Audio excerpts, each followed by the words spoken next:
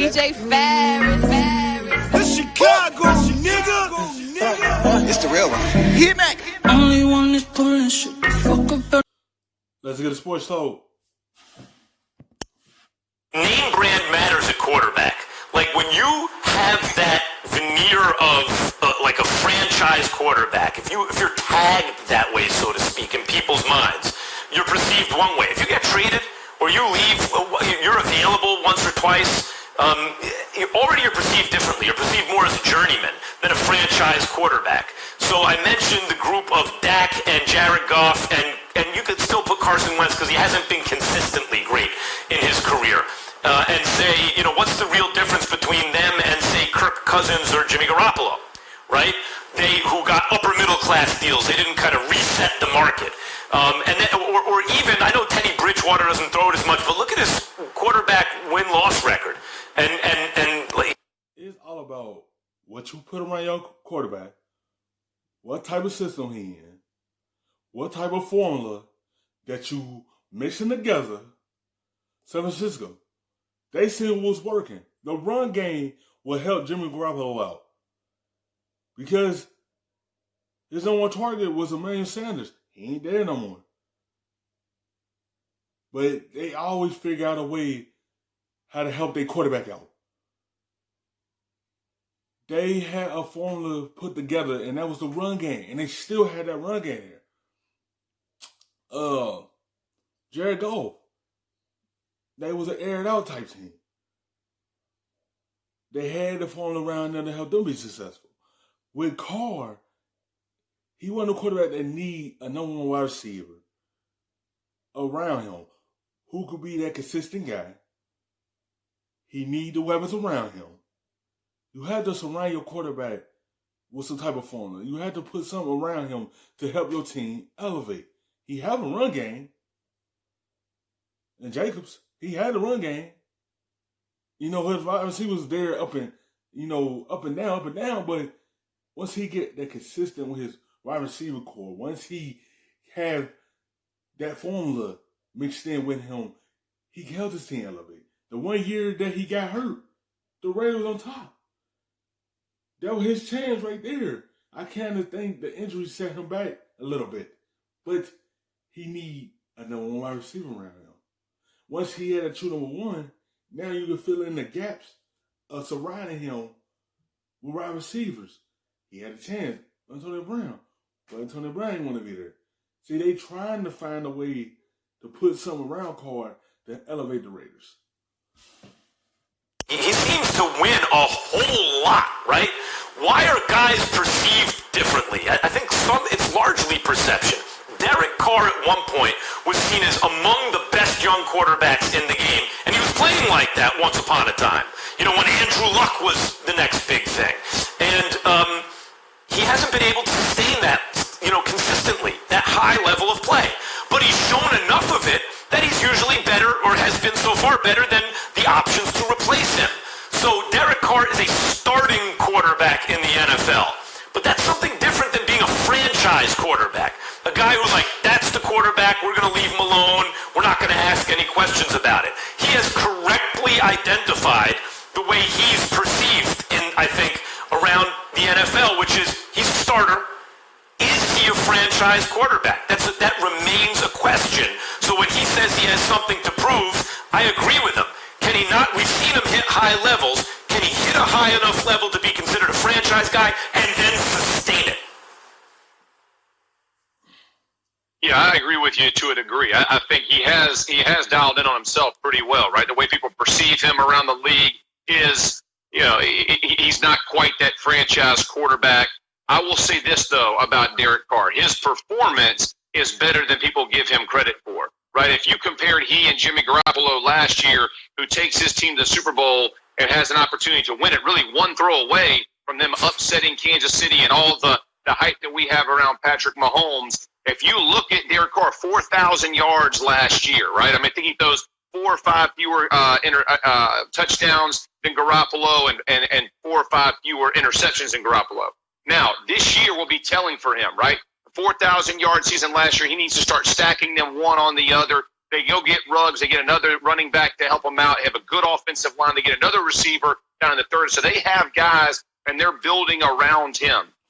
To say that he has been disrespected. Yes, you see what I mean? You have to put the right guys around. You have to surround your quarterback with wide receivers. They doing that. That's why you hope Ruggs become that number one guy and have everybody in this fall into line. You have to build around your quarterback to help him succeed. Even though he still threw 4,000 yards last year, what he had around him, he still did it. But he know it's a chip on his shoulder. He know he have to prove himself this season to earn that to still be with the Raiders. Because you don't want the Raiders to start over. If they start over, then you have to build and get confidence in that young quarterback that you trying to build around. If you move on for Carr, you start from here now. Now you have to build that quarterback up to become that franchise guy, to be able to help you get to the playoffs, help you win the Super Bowl. But with Carr, you already had that guy established. You just have to build something around him to help him. I would say you just got to grow thick skin. I mean, all you got to do is compare it to Aaron Rodgers in Green Bay. He is a first-round Hall of Famer. What does Stephen A. call him? A bad man or whatever title he calls him, right? He's got this name for him. They just tried to replace him, right? I mean, there's no respect in the NFL, right? It is earned each and every year. That's just the nature of the business, and it has begun to change recently because how impactful young quarterbacks have been in our game. And so I would say for Derek Carr, just get thick skin, man. That's what you're going to have because no one will ever just keep handing it over like what you're saying, Max, when you say, yeah, you here are the keys to the car, no one's ever going to question you. He hasn't put himself in that upper echelon. But the reality is this. The difference between if you put him with the San Francisco 49ers, I believe he would be the same guy as Garoppolo, right? I think he's going to do the same thing. It's because the team built around him. What happens for quarterbacks in the NFL? You see what I mean? It's all about what you build around your quarterback, how you surround him. San Francisco surround Garoppolo just as well. That's why that team got to the Super Bowl. They have a good defense on the other side. Then everyone on the offensive side know their positions. They know their job. They know what they have to do. But they surround him. I ain't just talking about offense. The defense had to step up and help your quarterback as well. Stop the opposing team from going down the field scoring. Stop them from getting the field goal range. Turn the football back over to your offense. It's all about what you put around your quarterback. So this is going to put a good team around Garoppolo. Is that people identify them a certain way and think, oh, this guy's not very good because his team's not very good. As much as we want to give credit to quarterbacks in the league, very few, and when I say very few, like 3, 4 a year can really take their team and add maybe 2 wins to their record. Not a whole lot of guys are going to be out, in that category. That's just reality. But people all of a sudden say, oh, he's not a good quarterback or he's not for the Raiders. The Raiders would have a hard time going to replace him for the system that they're in. It would not be an easy. That's what I'm saying. They want to move on from him and draft another guy, but it's going to be very tough because you're going to have to deal with all the bump and bruises that rookie had. He turned on the football, you're going to have to deal with that. He'll have a few good plays here and there. He got some bad plays here and there. And you're going to have to deal with that. You're going to put a Band-Aid on there and deal with that and patch it up and then hope for the next season that he elevate his game in his second year. The system that you run, and you already got a guy that already established in that system, you don't want to move on for that because you start over. You're going to wait till that quarterback continue, climb that ladder, and to get here to be able to help your team turn into a good team. You don't want to have to start over because if you do that, it's going to be some Bumpy road. Easy transition for them. You know something, now, Jeff? would Tom Brady have been an upgrade? For sure. But how many times has Tom Brady hit the market, right? And that's because Brady is going to change the culture of your team as well, not just be a good quarterback. You follow what I'm saying? I do. Here's the thing about Garoppolo, though. He starts for the Patriots, he's 2-0. Okay, and by the way, Belichick wants him to replace Brady. That tells you a lot about Garoppolo. And then who wants him? Shanahan. And he goes to San Francisco, and San Francisco can't buy a win before he gets there. Goes 5-0. Gets hurt. Well, maybe the team all turned around, but when he got hurt, Shanahan couldn't do anything with the rest of the team, and any replacement quarterback. They lost almost every game. Then Garoppolo comes back. They win almost every game, and they have a lead in the fourth quarter of the Super Bowl. So we see he's not a big, strong-arm guy. Garoppolo doesn't have elite, eye-popping talent, and yet all the guy does is win.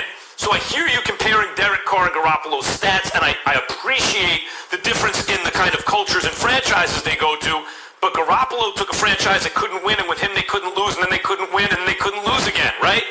Carr has been on the same franchise his whole career, and in Oakland, he has one winning season. So I agree with you. I think he's a starting caliber quarterback. But there are two things working against him in terms of perception. One, he doesn't put up big fantasy numbers. He puts up nice numbers, right? And then two, he doesn't have winning seasons, only one of them. Now, he has a couple 7-9 seasons. And to tell you the truth, Jeff, in my mind, 7-9. You see that one winning season, who he had on there? He had Amari Cooper. He had Khalil Mack on the other side of the defense that elevate the defense. Now you take them guys out of that equation and look how the team is. The defense struggles. The offense struggles. It's up and down. Because he had a number one guy on the offense was Amari Cooper. And he had a number one guy on the defense that changed the game, that helped him out. That's when you had to put one of your guy on each side of the football. You gotta have that guy that's gonna impact on the defense. You're gonna have that skill guy that's gonna be the option for him, number one option for him. That's how he had a good year because what type of team they had around him. It's like league average, like a 500-ish team. A break one way or another goes your way. Maybe you could easily wind up 8-8, 9-7. But the bottom line is, in his entire career, except for 1 year, he's always lost more than he's won, and he's never put up big eye-popping numbers. So the perception of him is that he is a starter but not a franchise quarterback. I think that's the correct perception. He hasn't proven himself franchise. Are you saying he's better than just a starter? I think he has the ability. I will say this. I think you pair him with Shanahan and you pair him with John Lynch in San Francisco, you would have a different take on his ability, right? I think when you put him down, Mayock and Gruden may turn it around. They may get rolling. They've added a lot of really good football players, and they continue to build it the right way. It's going to take time to kind of see. But that's what I'm saying. The organization that quarterbacks go to are so much more impactful than people give them credit for. Thanks for watching.